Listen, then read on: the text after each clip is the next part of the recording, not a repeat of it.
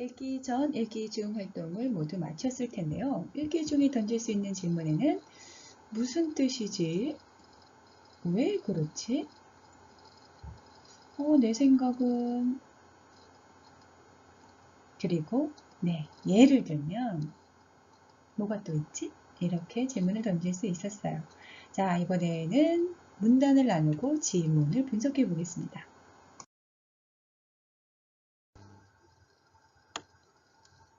나는 우리나라가 세상에서 가장 아름다운 나라가 되기를 원한다. 가장 부강한 나라가 되기를 원하는 것은 아니다. 내가 남의 침략에 가슴 아팠으니 내 나라가 남을 침략하는 것을 원치 아니한다. 우리의 부력은 우리의 생활을 풍족히 할 만하고 우리의 강력은 남의 침략을 막을 만하면 족하다. 오직 한없이 가지고 싶은 것은 높은 문화의 힘이다.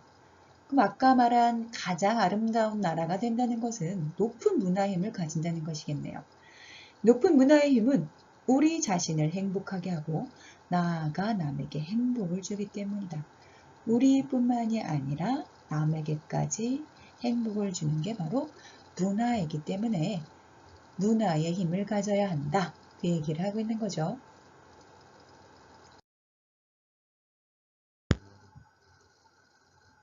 지금 인류에게 부족한 것은 무력도 아니요 경제력도 아니다.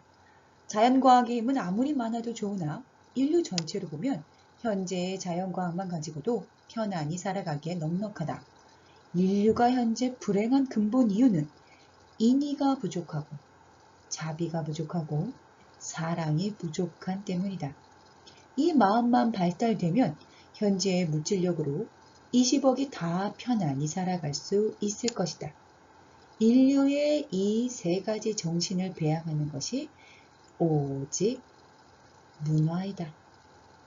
문화가 있어야 인의, 자비, 사랑이 배양된다는 거죠. 따라서 문화를 가진 나라는 과학의 힘이 아무리 발전하지 않아도 강력하지 않아도 부가 풍요롭지 않아도 이 문화의 힘으로 편안히 살아갈 수 있다는 거죠.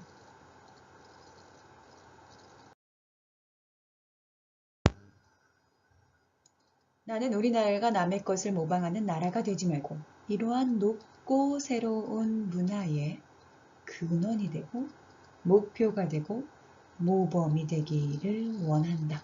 그래서 진정한 세계의 평화가 우리나라로 말미암아 실현되기를 원한다. 홍익인간이라는 우리의 국조 단군의 이상이 이것이라고 믿는다. 또 우리 민족의 재주와 정신과 과거의 단련이 이 사명을 달하기에 넉넉하고 과거의 단련이라 함은 우리나라가 지금껏 받아온 외세의 침략을 이야기하겠죠. 하지만 그 모든 침략을 우리는 모두 잘 극복했습니다. 우리 국토의 위치, 기타의 지리적 조건이 그러하며 우리나라가 이렇게 있을 때 삼면이 바다로 둘러싸여 있고 지정학적 위치상 여기 있는 중국, 러시아, 일본 강대국들이 둘러싸여 있죠.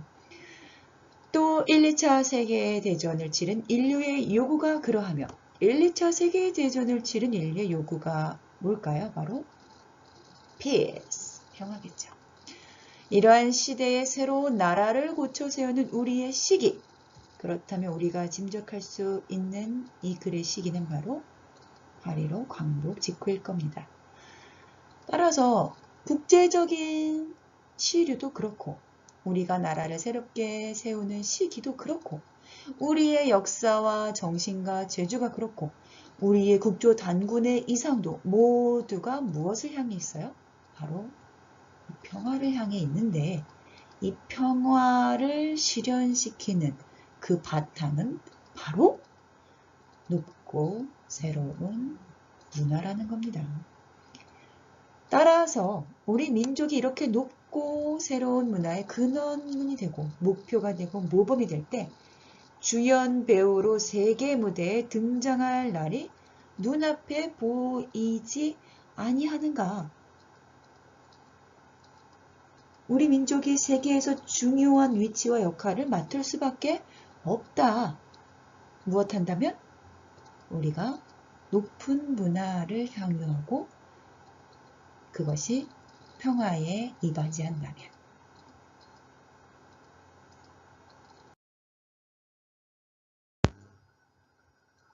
이 일을 하기 위하여 우리가 할 일은 사상의 자유를 확보하는 정치 양식의 건립과 국민교육의 완비이다. 내가 위에서 자유의 나라를 강조하고 교육의 중요성을 말한 것은 이 때문이다.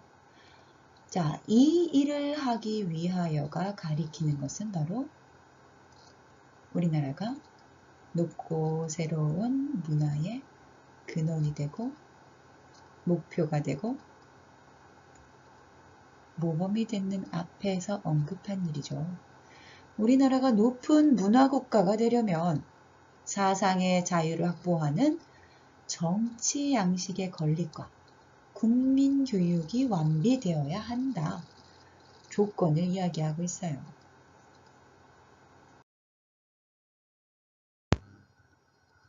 최고 문화 건설의 사명을 다한 민족은 한마디로 말하면 모두 성인을 만드는 데 있다. 대한민국의 사람이라면 간대마다 신용을 받고 대접을 받아야 한다.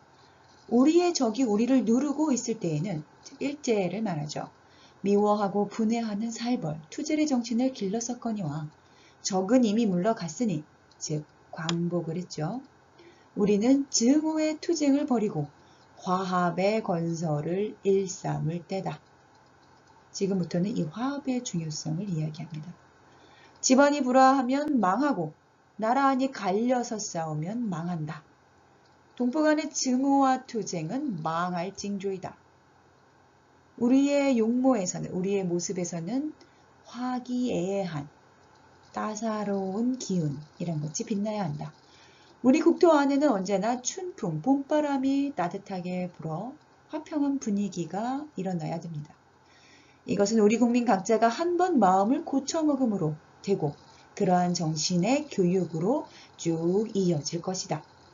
왜 이 시기에 8.15 독립을 하고 나라를 다시 세워야 할 이 시기에 김구 선생님은 왜 화합을 강조했을까요?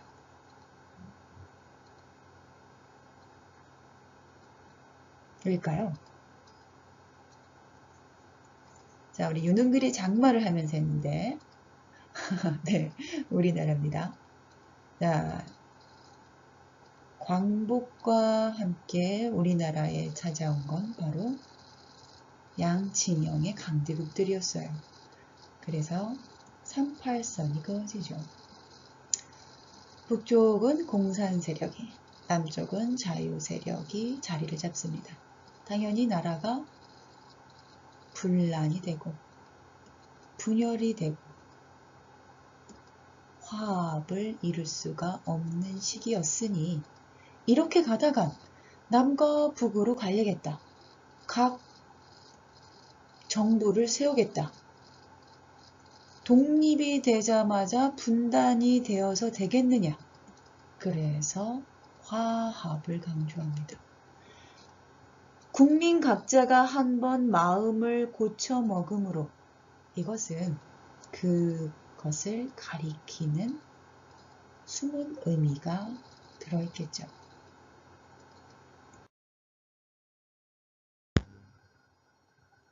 최고 문화로 인류의 모범이 되기로 사명을 삼는 우리 민족의 개개인은 이기적 개인주의자여서는 안 된다. 우리는 개인의 자유를 극도로 주장하되 그것은 저 짐승들과 같이 저마다 제 배를 채우기에 쓰는 자유가 아니요. 제 가족을, 제 이웃을, 제 국민을 잘 살게 하기 위해 쓰이는 자유다. 이게 바로 마틴 루터 킹이 추구한 자유죠. 공원에 꽃이 꺾는 자유가 아니라 공원에 꽃을 심는 자유다. 즉 개인의 이기적인 자유, 자신만을 위한 자유가 아니라 남을 위하는 자유, 모두를 위한 자유를 누가 추구해야 된다? 우리 국민 개개인이 추구해야 된다. 그럴 때 바로 최고 문화 인류의 모범이 된다. 그 뜻이죠.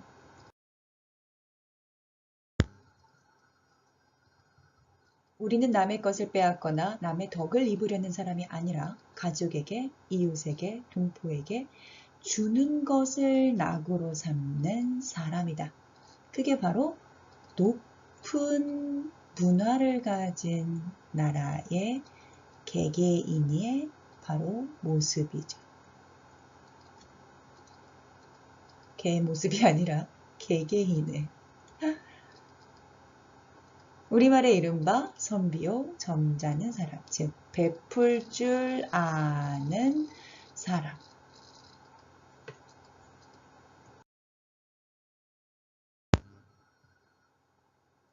그러므로 우리는 게으르지 아니하고 부지런하다. 사랑하는 처자를 가진 가장은 부지런할 수밖에 없다. 한없이 주기 위함이다. 힘든 일은 내가 앞서 하니 사랑하는 동포를 아낌이요. 즐거운 것은 남에게 권하니 사랑하는 자를 위하기 때문이다. 우리 조상네가 좋아했던 인후지덕이란 이런 것이다. 즉 어질고 후덕함을 덕으로 삼는 것이죠.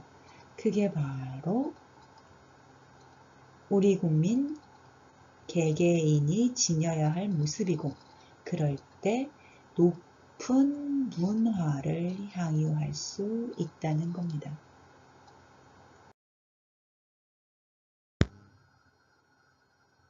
이러함으로써 우리나라의 사내는 살림이 무성하고 들에는 오곡백화가 풍성하며 졸락가 도시는 깨끗하고 풍성하고 화평할 것이다. 그리하여 우리 동포, 즉 대한 사람은 남자나 여자나 얼굴에는 항상 화기가 있고 몸에서는 덕의 향기를 발할 것이다.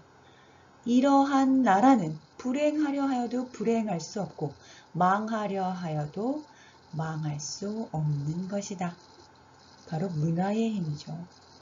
이렇게 함으로써는 바로 덕을 가지고 남에게 베푸는 부지런한 사람들, 그런 사람들 개개인이 모였을 때 높은 문화가 이루어지고 망할래야 망할 수가 없다는 거죠.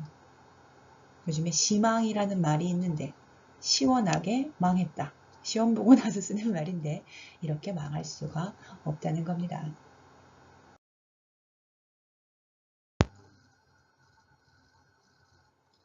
민족의 행복은 결코 계급투쟁에서 오는 것도 아니오. 개인의 행복이 이기심에서 오는 것도 아니다. 이는 앞서 말한 두 가지를 강조하는 겁니다. 아까 우리가 독립 이후에 화합이 되지 않는다고 했습니다. 38선이 그어지면서 남북으로 분열이 됐다고 했어요. 따라서 우리가 분단된 국가로 가지 않으려면 반드시 화합을 해야 된다고 마음 한번 크게 고쳐먹고 화합을 하자고 했습니다. 그리고 개인의 이기심을 자신을 위해 꽃을 꺾는 자유에 비유했죠. 그래서 중요한 것은 남을 위해 베풀면서 부지런해야 한다고 했습니다. 그 두 가지를 다시 한번 강조하는 거죠.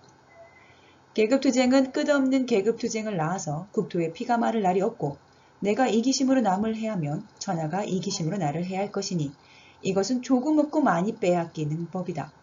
일본이 이번에 당한 보복은 2차 세계대전의 패망이죠. 국제적 민족적으로도 그러함을 증명하는 가장 좋은 신뢰다. 자기 나라의 이익만을 생각한 이기주의의 결과가 일본의 패망이라는 겁니다. 이상에서 말한 것은 내가 바라는 새 나라의 모습의 일부분을 그린 것이니와 동포 여러분, 이러한 나라가 되면 얼마나 좋겠는가. 일단 우리네 자손을 이렇게 높은 문화의 나라에 남기고 가면 얼마나 만족하겠는가. 옛날 한나라 땅의 기자가 우리나라를 사모하여 왔고 공자께서도 우리 민족이 사는 데 오고 싶다고 하였으며 우리 민족을 인을 좋아하는 민족이라 하였으니 옛날에도 그러하였거니와 앞으로도 세계의 인류가 우리 민족의 문화를 이렇게 사모하도록 만들어야 하지 않겠는가? 라고 이야기하고 있네요.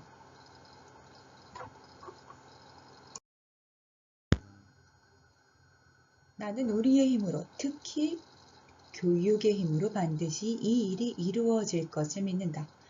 우리나라의 젊은 남녀가 이 높은 문화를 위해 다 같이 이러한 마음을 가지면 어찌 이루어지지 않겠는가? 나도 일찍 황해도에서 교육에 종사하였거니와 내가 교육에서 바라던 것이 이것이었다.